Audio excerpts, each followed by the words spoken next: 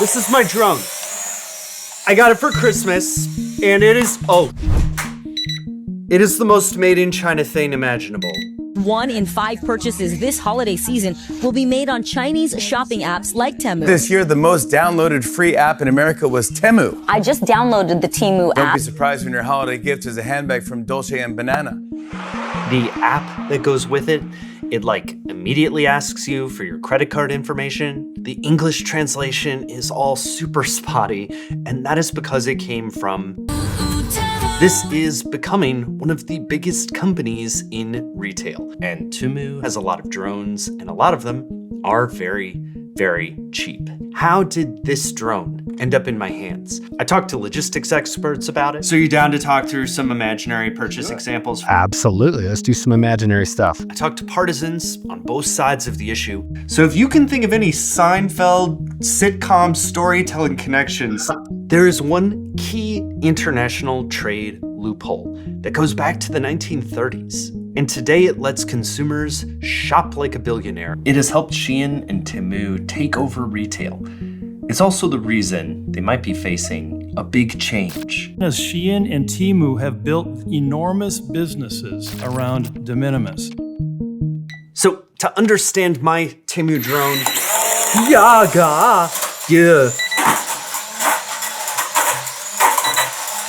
That does not sound good. You've got to go back to the 1930s. Let's go ahead and build this out. Here is a manufacturer abroad, a store in America, and a consumer. A tariff is saying that you have to go through clearance and pay these fees to get access to the consumer. But what if your aunt goes to Paris and wants to send you a souvenir? Should that go through the whole customs procedure? Eventually, they add an exception, a de minimis. No tariff, much less inspection, but only for small, cheap items. This value starts super low for stuff like souvenirs. In the 1950s, they debate raising it, but it's controversial and it stays pretty much the same. It gets pushed up to $5 in the next few decades, but it's basically a minor thing. Enter the 1990s. NAFTA gets the headlines for the free trade era, but the Customs Modernization Act also passes. De minimis shoots from $5 to $200. Businesses and shippers realize, hey, this isn't just for souvenirs anymore. We can send stuff this way, as long as there's no middleman selling it to the consumer.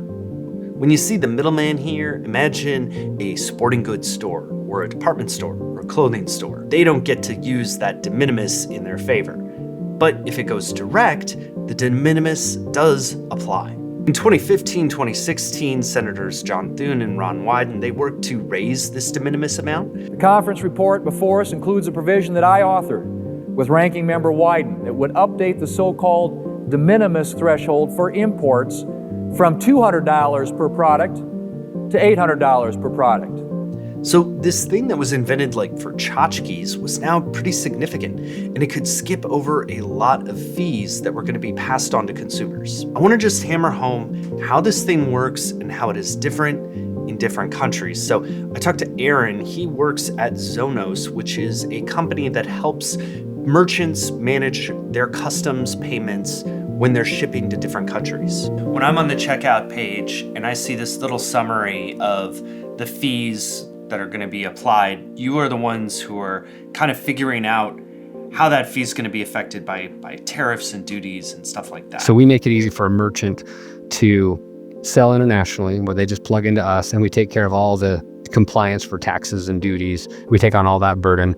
We tell them what to collect at checkout. That comes to us. We take care of getting it where it needs to go. We decided to make a few imaginary examples to see the way that de minimis impacts these fees for merchants and consumers. Yeah, the best I could come up with was a German hat. I didn't want to go straight to the Chinese products, but I decided with the little, you know what I'm talking about, right? With the little feather. Oh yeah. Usually felt, right? And they get a feather. I love it. Something German to kind of depoliticize it a bit. That works for me. If you have a German hat that is expensive, it's $340, and a person in the United States is ordering that hat, what happens then? The person selling it is going to ship it to you. And think of this as you are the one bringing it into the United States. So you're responsible for any duties and taxes on that hat that's being brought into the United States. Now, since this one is below the de minimis, which actually, hold on a second here. Yes. Okay, good. I totally forgot about this. All right. Yeah, I got my de minimis. Does the lettering look correct for you? It's not backwards. It's crystal. Yeah, it's beautiful. Okay. Yeah, basically it's lacking significance or importance. Each country sets their own de minimis threshold. So this is like, it's just not worth the hassle to collect duty and tax on certain imports. Everybody does their own thing. Some countries say, you know what, we're going to collect it on everything. And some will just set it at a certain value. US has one of the highest in the entire world at $800 US. Your German hat would hit the border and they'd say, this is under $800. I don't have to do anything with it. They'll clear it, but they don't have to worry about collecting any duty, and it'll just deliver on your doorstep. And you're probably none the wiser that it even came from Germany, except you might get a label on the carrier and might see some other paperwork that you don't understand, but you don't care because your hat just showed up. Okay, let's imagine we travel north a little bit, and there's a Canadian who sees this beautiful German hat on a website, and it's same price, $340. What happens when they order this hat directly from the people who are making it? So if it's shipping from Germany, their de minimis is $20 Canadian. Your $20 Canadian, I think it's about $15 US. So that German hat's well over that de minimis. They're collecting duty and tax on almost everything. They would be paying both duty, which I believe is 12.5% of that, which is going to be $42.5. And then they're going to be paying some taxes. The taxes will vary. So this would be, in Canada, you've got 5% GST. That's your federal tax across the board. And then each province has their own. Some provinces don't have anything additional, so it could be as cheap as 5% up to about 15%, depending on where it's going. And then you would have carrier fees on top of that for the collection of the duty and tax, which can range anywhere between, let's say, $10 and $30, depending on the provider and the shipping service that's used. Wow, it's crazy how even from that explanation you can see how different the complexity and the money both are when you have this lower de minimis. So let's go ahead and imagine that the German hat gets this huge upgrade and it goes from $340 to $900, and a person in the United States sees it. What happens then? How does that change the situation? Yeah, so you bedazzled it with some diamonds, right? Yes. That made it $900. So this hat now is over the $800 de minimis. So now we're falling into the same kind of experience as what the Canadian would have received, which is it's going to clear customs. Now you won't have tax, but you'll have the duty, which is, I believe, 7.5% on the hat coming into the US.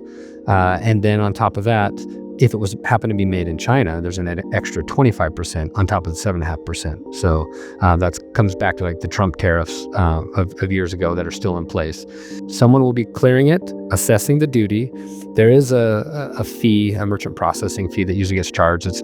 It's nominal, it's a few bucks, but it still adds up. And then on top of that, you're going to have your collection fee from the carrier, which is going to be between $10 and $30. And that's all going to be come together. And then they're going to hold their hand out and say, you got to pay this or else we're not going to deliver. My final example is if we have a whole fleet of hats, because that's probably going to a buyer that's going to resell them, I guess. Yeah, so this is where the conversation gets really interesting for retailers. You bring in $4,000 worth of $340 hats. You're going to be assessed the full duty on that, and whether it be the 7.5 or if it's coming from China, it's 25% more, plus the fees and everything. You got to bring that in, and you pay all of that on your product. Now it's probably going to be brought in at the wholesale value instead of the retail value, so that's helpful.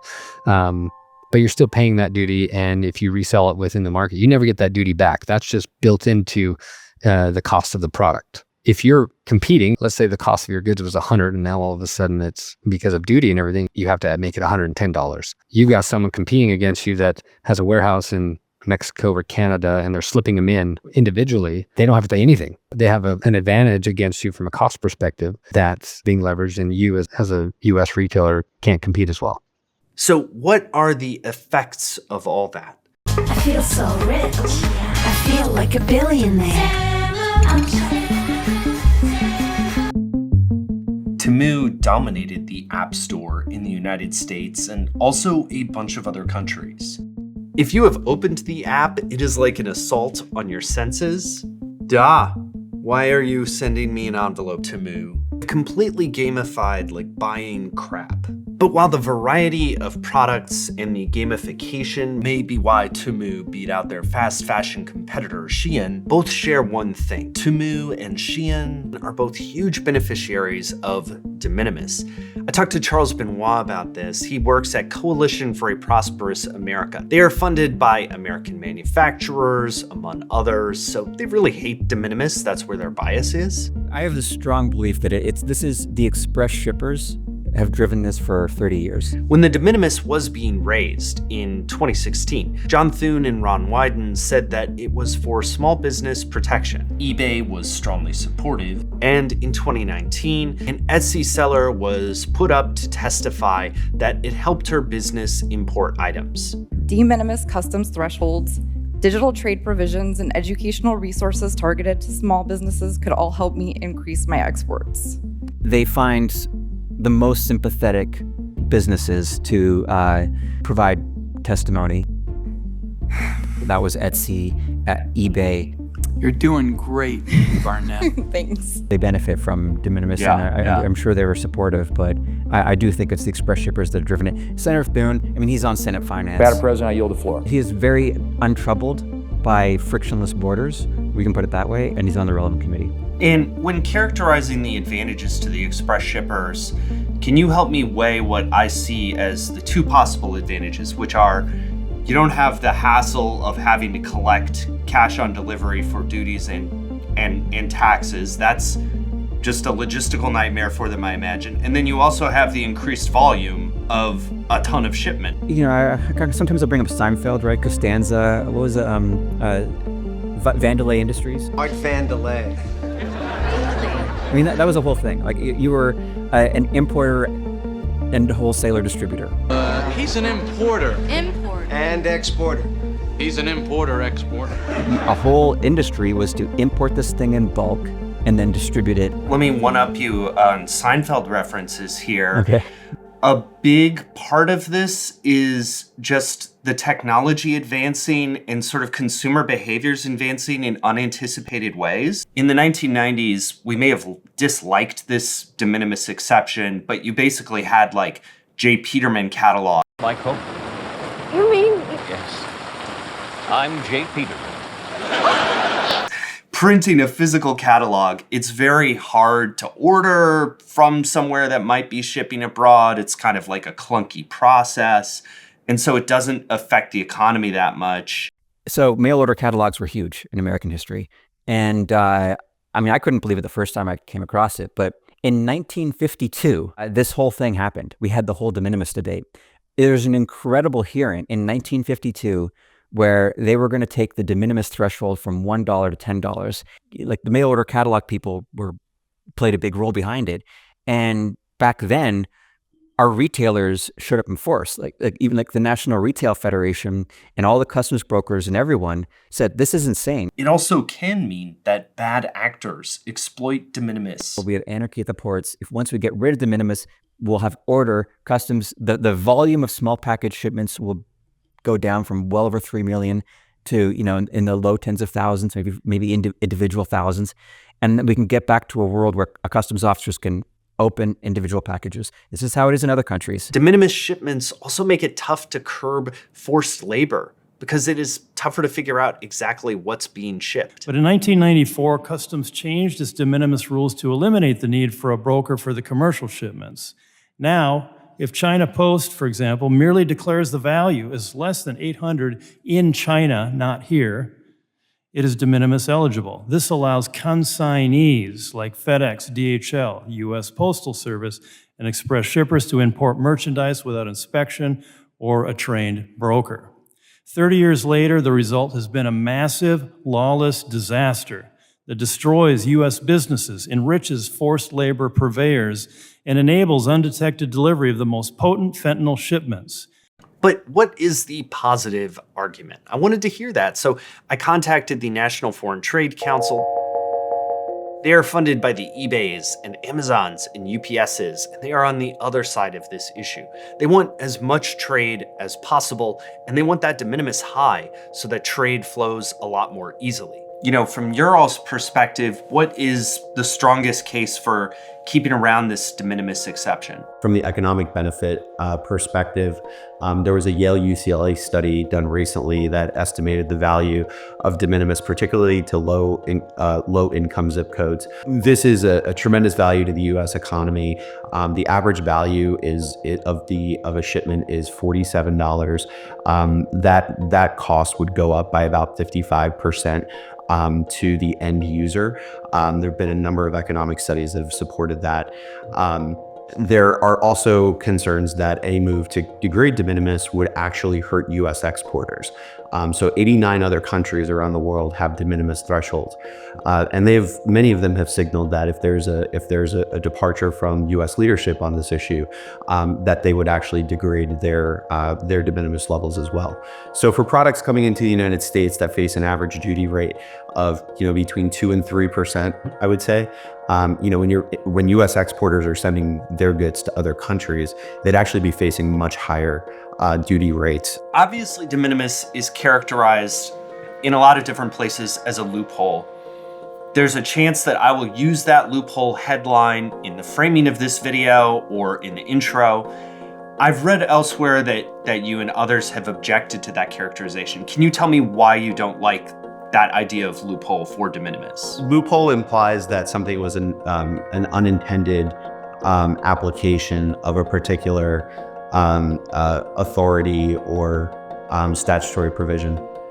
Congress very affirmatively on multiple occasions has legislated and codified in law not only that de minimis is an economic value and that they were very intentional about wanting to promote the use of de minimis, they actually instructed the U.S. Trade Representative to go out and negotiate for others to have even higher de minimis thresholds as well.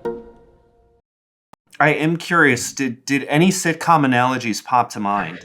None, actually. I don't know why I'm having trouble thinking of one. All right, let me bounce mine off you, and we'll see what you think. So, for the pro de minimis side, I was thinking it's a little bit like the soup Nazi to get rid of de minimis, in that you end up having these really long lines and a very authoritarian process for the admissions in cases in which it's not really necessary.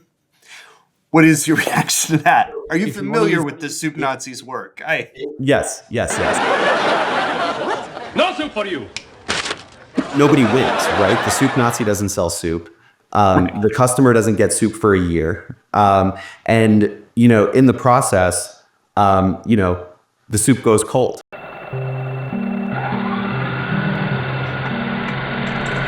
So I'm editing this now, and no joke, I sat there at that table for about 20 minutes trying to figure out what I really think, because this issue is hard for me. Oh my gosh, it's literally been a half hour. I'm about as receptive an audience to a free trade argument as you could hope to find. I believe that global trade increases wealth here in America and around the world. And yet, I have to go back to that vest that I was wearing in the video. Let me explain. A couple of years ago, I bought this sweater vest on, well, I'll show you. I do think that there are some good arguments for de minimis. It's true that costs will go up if you get rid of it. Shipments will go down and customs will be strained. It's also true that I buy John's argument that my loophole phrasing is kind of clickbait. I mean, after all, this is a law that we voted for. But that means that it is also a law that we can vote against. And that's where the vest comes in. That is a vest that I bought a few years ago from Shein. I didn't know anything about Shein at the time, but afterward, a bunch broke out about alleged unscrupulous labor practices and a bunch of shady stuff about the company that I had no idea about. The burden shouldn't be on the consumer to figure out what is sold with ethical value. And I think that Temu not having any system to ensure compliance with the Uyghur Forced Labor Prevention Act, it's bad. I should believe that only paid labor is used to make my stuff. The de minimis exception means that these companies are less likely to face the same level of customs scrutiny. And it's also harder to find companies accountable if they aren't based in the United States, if they're in China where the rules simply don't apply. It seems obvious to me that some sort of carve-out is necessary, and this is the way that the bipartisan winds are blowing anyway. The Biden-Harris administration was cracking down on de minimis, there are bills floating about now, and of course the incoming administration is pretty friendly toward tariffs. But we really don't know what is going to happen. It is unpredictable. But apart from what I might think, which is just like my opinion, I think what's less controversial is that this is an astonishing example of unintended consequences. Who in the 1930s could have anticipated that people 100 years later would be ordering stuff from their phones to come from China to the United States of America? It shows how our laws need to adapt and how we need to be willing to change them when circumstances change. And circumstances definitely changed when companies like Temu and Shein started gaining a lot of traction. What is clear is that drones like mine might come crashing down. Ow. Hey, what's up? That's it for this one. Thank you for watching. Thank you to the people who talked to me for this video. It's an occasionally silly video, but I got to have some really serious conversations about this law with some people, so I appreciate it. I want to know your opinions about this issue. I think it's pretty nuanced, and I think it's something that a lot of people just don't know about. I know I didn't before I got this drone. So yeah, it's pretty interesting. I do a newsletter. It is totally free. Comes out when a video comes out, and the newsletter topic this week is going to be about something I couldn't get into in the video, and that is about the way that they test the cotton in certain articles of clothing and use those test results to figure out if a product was made with forced labor. It's a pretty fascinating discussion, but it's something I couldn't get into in this video, but I do get into it on the newsletter. The newsletter is hosted on Patreon, but you can subscribe for free, and you get sent out a link to my videos, and then also this extra article that has information that you can't get elsewhere, something I wanted to dive into. So that's it for this one. Thank you for watching, and I hope to learn what you think about all this. And, also don't worry, turned on again. So we're good. All right, bye.